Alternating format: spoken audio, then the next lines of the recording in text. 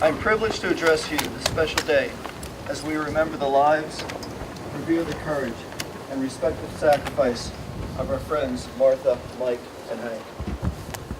Through the course of our nation's history, there have been turning points, extraordinary moments when common people of uncommon valor have given themselves for this country's noble pursuit of peace and freedom. It happened on the fields of Valley Forge and Gettysburg. It happened on the beaches of Omaha and Iwo Jima. And today, Martha, Mike, and Hank sit side by side in heaven with these American patriots because it happened on the streets of Washington, D.C. on November 22nd, 1994. To fully understand the enormity of their deeds, you have to think back to 1994. Every minute of every day on duty, there was the reality that random violence would strike. As a young agent, I recall it being commonplace on the way to a witness interview to hear the dispatcher call out over the hiss of the MPD radio for shots fired or officers need assistance. The distant staccato crackle of automatic gunfire was the signature tune of this city. In the year 1994, more Americans were murdered in Washington, D.C. than collectively the number of U.S. servicemen and women killed in hostile action in the first 8 years of our war in Afghanistan. The first 8 years. So this city in 1994 was the battleground in a very bloody war, a war against an enemy within. Hank, as many of you know, was a storyteller. And as we traveled through the neighborhoods destroyed by gangs, violent crime, and drugs, he would recount the grandeur of the very same neighborhoods as they existed when he started the force. He would point out the wastelands that were once parklands and the vibrant shops and restaurants that had stood in the now derelict and abandoned buildings. By 1994, Hank Daly had dedicated 28 years to Washington, D.C. He had witnessed firsthand its slow, painful demise from the nation's capital to the nation's murder capital. He could have called it a day. He could have retired to live happily ever after on a beach in Florida with Mary Ann. But Hank Daly was not one to take the comfortable option. He wasn't going to rest until he claimed this city for its people. Mike Miller grew up in suburban Maryland, and just like Hank, he had witnessed firsthand the decline of what he considered his hometown. Mike Miller had been a special agent with the FBI for 10 years. In that time, he had been lied to, abused, assaulted.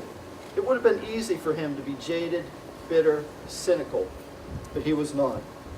Mike was always the first to remind us that although areas of this city were overtaken by lawlessness and despair, good people wanting to do the right thing lived in those destitute neighborhoods. They just needed someone to show them the way. Martha and I shared something in common. We both attended the University of Pittsburgh and grew up in Pittsburgh, Pennsylvania. Martha had the toughness and the tactical street smarts you would expect from a second office agent who grew up with 4 brothers. With a kindness unmatched, Martha was a realist, but remained an optimist. Martha, too, thought the city and the cause worth fighting for. Like Martha, Mike, and Hank, members of the Cold Case Squad and DC area law enforcement saw the work as a higher calling. The nation was in peril, we were mobilized to protect it, and Martha, Mike, and Hank gave everything until they had nothing left to give. And as we reflect over the transformation of Washington, D.C. since November 22nd, 1994, we more fully value the historical significance of their valorous acts on that fateful day. Their actions sparked another turning point in this city and our nation's history. November 22nd, 1994 is the day when 3 law enforcement officers, facing insurmountable odds, made the decision to stand their ground and fight. In DC's darkest hour, they galvanized a city and a nation that had become desensitized to violence. Investigators learned that Martha, Mike, and Hank's assailant had dreamed that his actions would be celebrated each year by gang members across the nation rising up and killing law enforcement officers. Instead, November 22nd 1994 marked the day when America would follow the example of Martha, Mike, and Hank, take no more, and vow to return Washington, D.C. to its rightful place, a place where people come to live, not to die. It didn't happen overnight, of course. A few months after they were murdered, another police assassin, in separate instances, would stalk and kill PG County Sergeant John Novemver, wound D.C. police officers, and take the life of our friend, Special Agent Bill Christian. But the Washington, D.C. of today is much like the Washington, D.C. envisioned by Martha, Mike, and Hank. And although we can never lessen the pain felt by the families they left behind, we can take heart that Martha, Mike, and Hank live on. They live on in the joyful, smiling faces of the children who play in the once empty parks. They live on in the friendly people who've moved back into comfortable neighborhoods once uninhabited and uninhabitable. They live on in the welcoming store owners who now have thriving businesses and shops once derelict and deserted.